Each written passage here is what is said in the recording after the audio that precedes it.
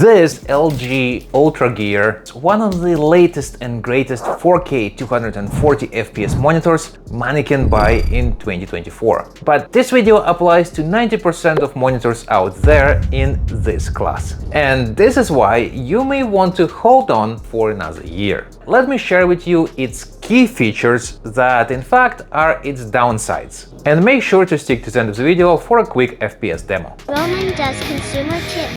If this is the first time we've met, my name is Roman, and I specialize in comfort and ergonomics of gadgets. Because powerful or not, it's the end user's hands-on experience that makes the final call for any product. I also noticed that only 10% of you watching are subscribed. And we gotta fix this, so here's the deal. If this video was useful, by the end of this video, please subscribe to help us grow this channel, and in return, I promise to keep improving the channel and the content. Is that a deal?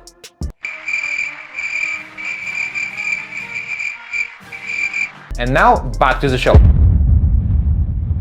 DisplayPort 1.4 is technically incapable of transmitting 240 frames in 4K. Not natively at least, as instead it has to rely on display stream compression. I will leave a link for you to read about it, but simply speaking, it's what it sounds like. A low latency video compression algorithm to compress the image and increase FPS with no noticeable loss of video quality, at least to a human eye. And on top of that, DisplayPort 1.4 was first introduced in 2016. That's nearly 10 years ago. Today, in 2024, we already have DisplayPort 2.1A, released in January 2024. Yes, this year. So with this said, if you live the life of a rich and can shell out $1,500 every year on a new monitor, you can just close this video and go buy one. I don't think so. For the rest of us, having a DisplayPort 1.4 on such an expensive piece of hardware is a serious concern when it comes to future upgradability of your setup. Don't know about you, but I want my monitor to last me around 5 years, plus minus. So be it Alienware, Asus ROG, Samsung, or anyone else offering 4K and 240 FPS today, most of them got DisplayPort 1.4. Will this change next year? Most certainly yes, because unlike the rest of the crowd, Gigabyte Aorus is the only monitor I know of that received DisplayPort 2.1 this year and is capable of doing 240 FPS natively in 4K. Good job! But is your computer capable of delivering it? We'll talk about that in a second. If you want to check out this Gigabyte unicorn of monitors, same as usual, link below. And if this video gets 1,000 likes, I will test it as well. Now let's chat in the comments. What do you think? Is DisplayPort 1.4 a legit concern here, or am I overthinking it?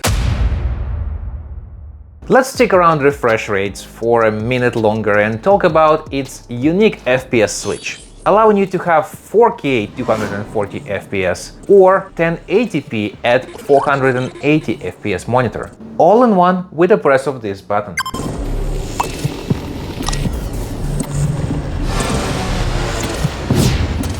Sounds amazing, right? Well, it does when it works. Turns out games I play, Fortnite is being one of them, struggle with this hardware switch, and you end up with something like this on your screen.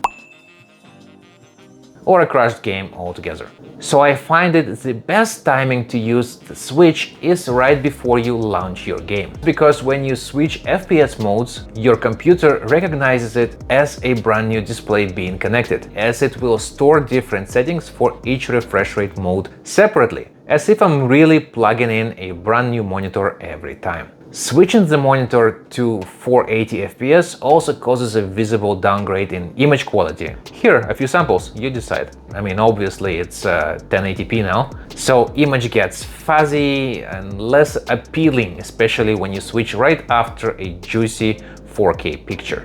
In regards to the size of the visible area, it's customizable in display menu, where you can switch between full screen, 27 or 24-inch windows. I'm really curious what you think about this feature after this demo. Is this something all gaming monitors should have going forward, or is this just another useless marketing gimmick? Let's chat in the comments. Our world is divided into two camps. One shouts OLED has to be glossy to see those juicy blacks, and another argues that a matte screen is better. Well, with my existing setup, a 42-inch LG OLED C2 hiding right behind this monitor, I can tell you that glossy is the way to go for OLED. Unless you have a bright light source right behind you, there's absolutely no need for a matte screen with LG's OLED technology, as it's on a brighter side compared to Samsung's QD-OLED display panels, used by many other brands this year, for whatever reason. If you don't believe me, look at my setup. I'm sitting right by a sunny window, it's a perfect 90-degree angle, and light reflections never were a problem with sun hitting my desk directly, be it gaming or working. If you got curious about my 42-inch OLED setup, I have a couple of videos about it somewhere up here. Check them out in your spare time. But what sets me off about the matte screen is how it affects sharpness and washes away colors. It just feels dull and sharp edges get slightly blurred even despite having a higher pixel count per inch on this ULTRAGEAR. Now, in regards to the color, I saw some popular tech news websites highlighting that color accuracy out of the box is just okay in HDR mode and almost spot on in SDR. But overall, it's an easy fix in the monitor menu or with these handy control tools that you can download for your computer straight from LG.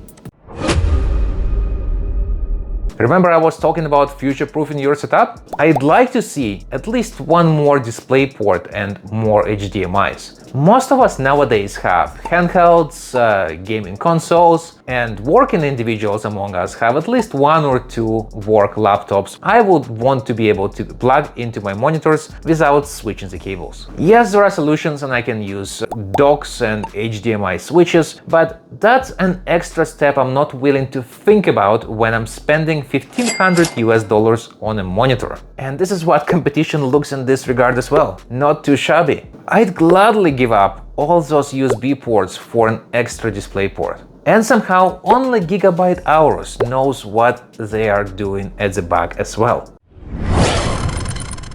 So, the moment of truth. Can you really play 240 FPS in 4K? Well, it depends on factors such as your computer hardware and, most importantly, the graphics settings you like to play at. Here's a sample of Fortnite frames being all over the place on max settings.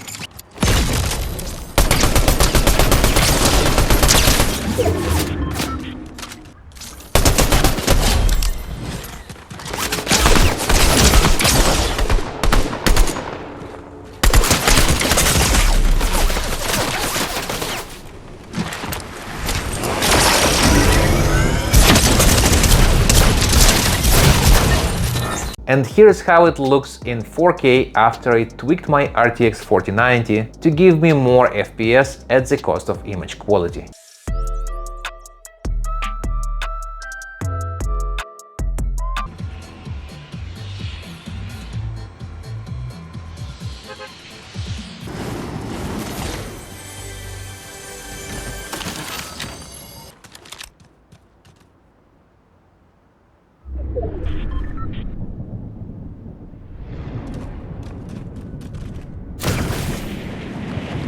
Yeah, now we're talking. Those beautiful 240 FPS in 4K. Worth every penny, right? That was a sarcasm, don't quote me on that.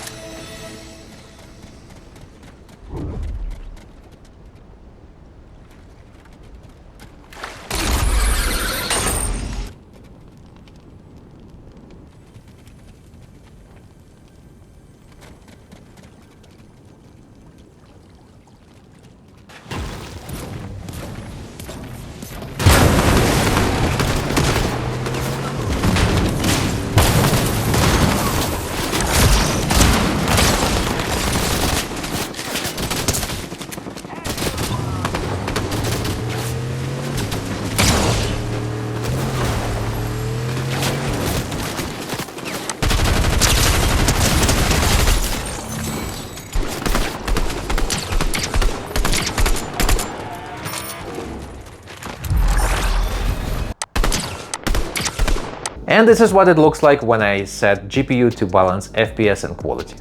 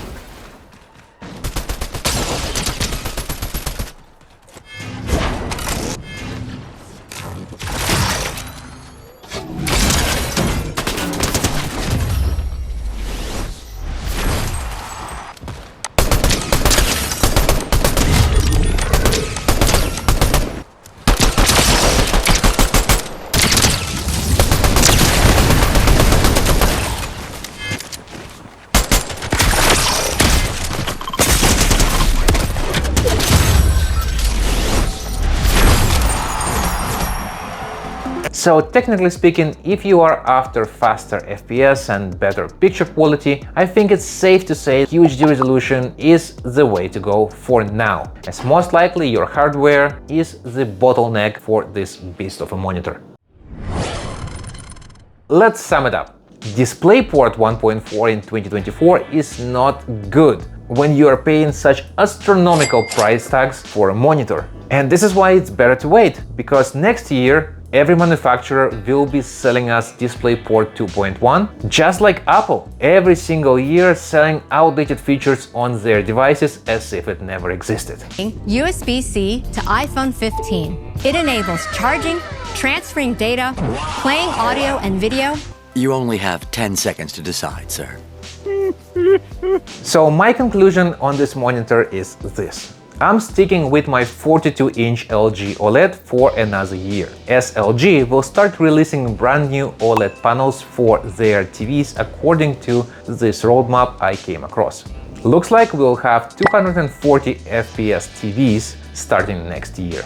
And so far today in 2024, apart from pixel density and refresh rates, my LG C2 beats this display in almost every other aspect. Out-of-the-box colors, check. Automatic updates, check. More ports, check. Surround sound, check. And of course I can use it as a TV, check. Let's chat in the comments. I'm really curious about your thoughts on this monitor. What you compare it with, and if 4K 240 FPS is a financially savvy upgrade before the RTX 50 series released. If you're not subscribed yet, why not take this opportunity to click those shiny subscribe and thumbs up buttons so more people can see this video as well. Plus, as I promised earlier, if we get 1,000 likes on this video, I will test the Gigabyte Aorus monitor myself. In the meantime, do consider watching these videos on the side, and on this note, I will see you in the next one. Godspeed!